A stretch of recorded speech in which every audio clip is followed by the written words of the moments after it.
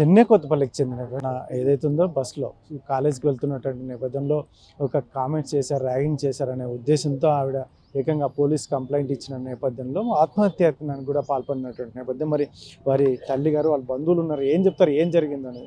అమ్మ, ఏం జరిగింది మీ పాప విషయం? సార్, పాప కాలేజీకి పోయేటప్పుడు ముష్టికోల్ నుంచి ఓ బాబు వచ్చినాడు. సీకేపల్లిలో ఎక్కింది పాప. ఎక్కిన తర్వాత చేయ పట్టి పీకినాడంట. పీకినప్పుడు ఆ పాప పీకినప్పుడు మళ్ళీ వాడు ఒకటి కొట్టినాడు. కొట్టిన తర్వాత ఇట్లా ఏనికి గుద్దినాడంట సార్. ఇట్లా గుద్దుతానే ఏంటికి గుద్దినావని ఒకటి చంపకి ఇడిచింది సార్. ఇడితేనే కింద పడిపోయిందంట. పడిపోయిన తర్వాత మళ్ళా వాడు ఈ పాప ఒకటి కొడితే మళ్ళీ వాడు ఇష్టం వచ్చినట్లు కొట్టినాడంట సార్ నా కూతుర్ని.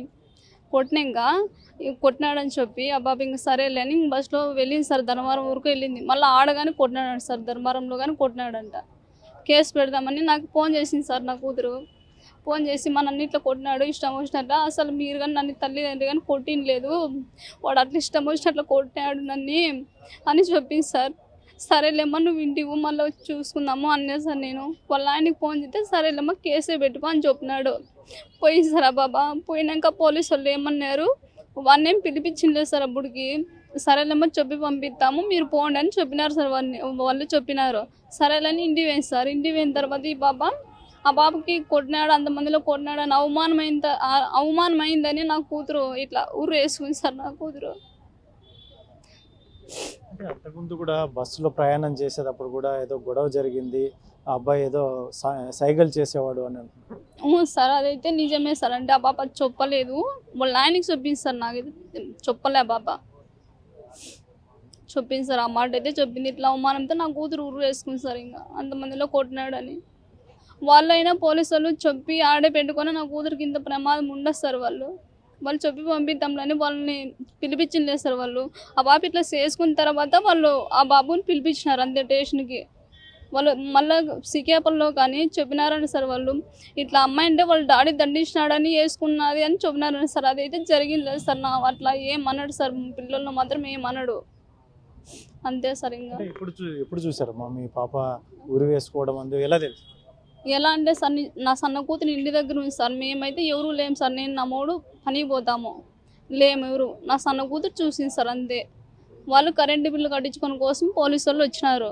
వచ్చింటే ఇంక ఈ బాబా వేరే ఇండ్లు ఉంది సార్ పక్కన వంట చేసేది. ఆ రూమ్ దా నుంచి వచ్చేటప్పుడు అక్క ఇంట్లో ఉందని వచ్చింది సార్. బిరివీరు వచ్చిన తర్వాత చూసింది, పైనుంచి ఏలవాడింది సార్. బాబా బయటకు వచ్చి అరిసింది. వాళ్ళు ఉంటే ఇంక పోలీసులో తప్పించి వేసుకొచ్చి ఇంక హాస్పిటల్లో జాయిన్ చేసి పోయినారు సార్. వాళ్ళు ఇంతవరకు అయినా కానీ వాళ్ళు హాస్పిటల్ నుంచి ఫోన్ కానీ చేసిండలేదు సార్. ఎట్లుంది ఏం కథ అని చేసిండలేదు సార్ వాళ్ళు మాకు. ఇంకాను మీ పాప ఎక్కడ చదువుతుందమ్మా, ఏం చదువుతుంది?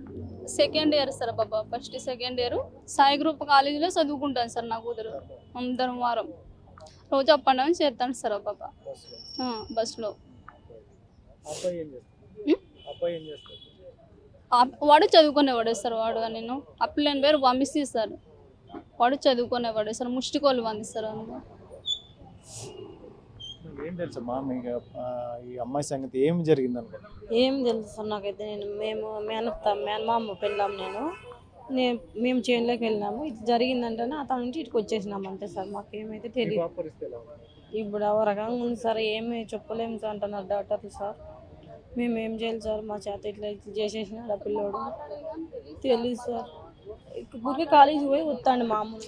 మాట్లాడేది తెలియదు సార్ మాకు. ఇంతవరకు తెలిసినట్లు మాట్లాడతాను. నాకైతే ఏం తెలియదు సార్. నాకు ఎప్పుడు తెలియదు సార్. ఇట్లాంటివి చెప్పలేదు సార్. నాకు ఇంతవరకు నాకు వచ్చినట్లు మాట్లాడినా సార్. నాకు మాట్లాడేది కానీ రాదు. ఇంకా ఆ పైన మీరే సార్. నా కూతురు చాలా సావధికులు ఉంది సార్. నాకు బిడ్డ చాలా సీరియస్గా ఉంది.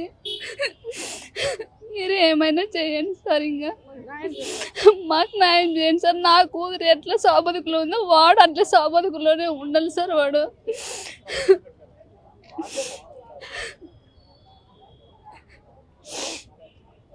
పోలీసులు ఏమంటున్నారు?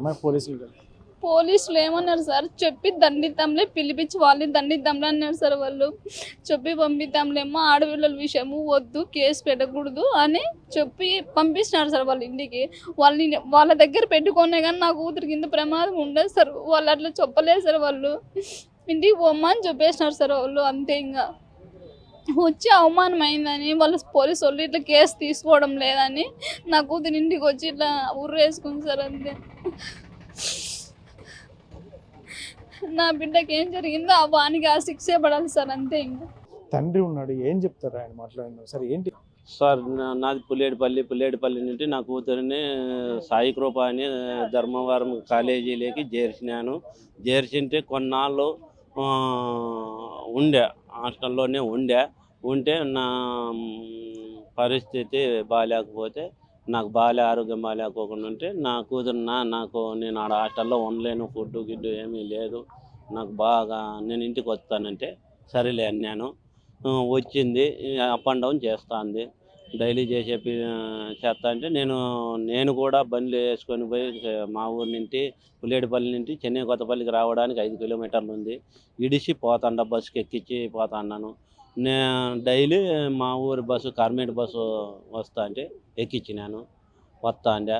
ఈడ ముష్టికోవిల పిల్లోడంట, ఎవరో వంశీకృష్ణ అంట, ఆ పిల్లోడు బస్సు ఎక్కేటప్పుడు ఇట్లా పట్టుకొని ఇట్లా పట్టి పీకినాడంట. పీకితే యారా నన్ను పీకుతావు అని అనిందంట.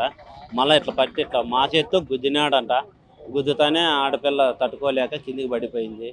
మళ్ళీ పడిపోతే నన్ను కొడతావని వట్ట అని ఏటు కొట్టిందంట నా కూతురు. కొడతానే నన్ను 10 మందిలోనూ మగవాడిని కొడతావా నువ్వు అని చెప్పి వాన్ చేసినాడు సార్. గడతలు అన్నీ పగిలిపోయి బ్లాక్ అయిపోయినాయి. మళ్ళా అట్లే కొట్టినా కూడా నా కూతురు చదువుకోవాలని చెప్పి సాయి కృప కాలేజీలోకి వాళ్ళని పోతే ఆడ బస్సు దిగినప్పుడు షిరిడి సాయిబాబా గుడి దిగినప్పుడు మళ్ళా ధర్మవరం ఆడ కొట్టినాడంట సార్. దిగుతానే మళ్ళా కొట్టినాడంట. కొట్టేదలకి ఆ బాబుకి ఇవన్నీ బ్లాక్ అయిపోయినాయి. మాట్లాడలేక ధర్మవరం 1 టౌన్ పోలీస్ స్టేషన్లో కంప్లైంట్ ఇస్తే ఆ సారులు మా పరిణిధిలోకి రాదమ్మా స్టేషను, మీకు చెన్నై కొత్తపల్లి ఆ స్టేషన్లోకి పోరి ఎస్ఐకి కంప్లైంట్ ఇవ్వరు అని చెప్పి పంపించినాడు.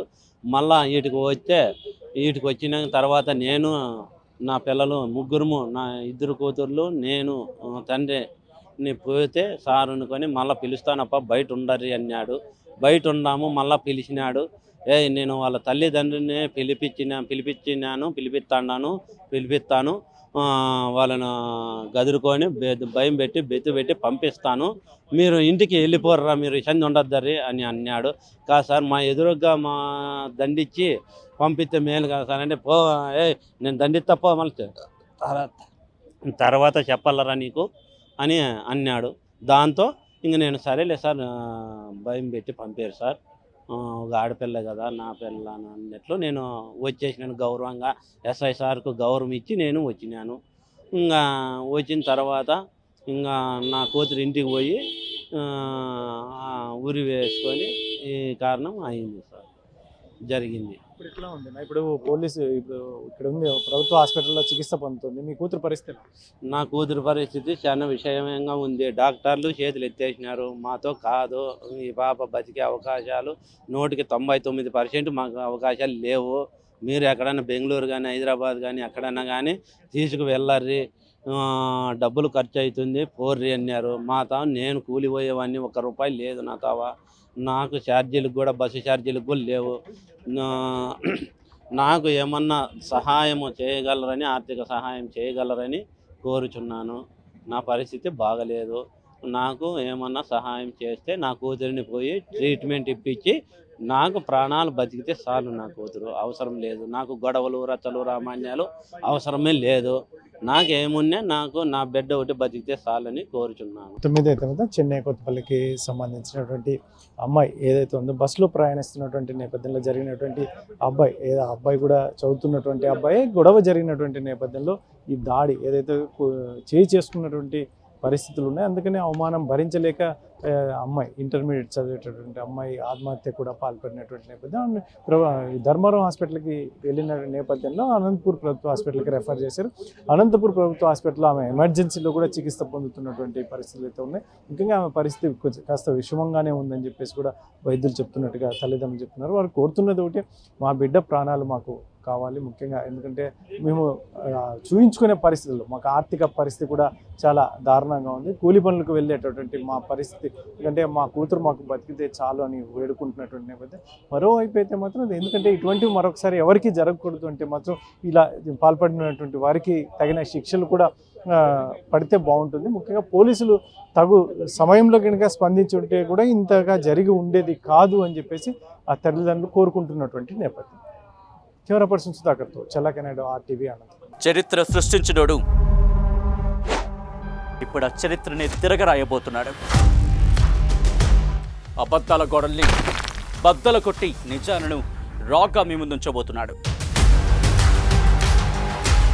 నిజమైన వార్తల కోసం వెంటనే డౌన్లోడ్ చేసుకోండి రా యాప్ని.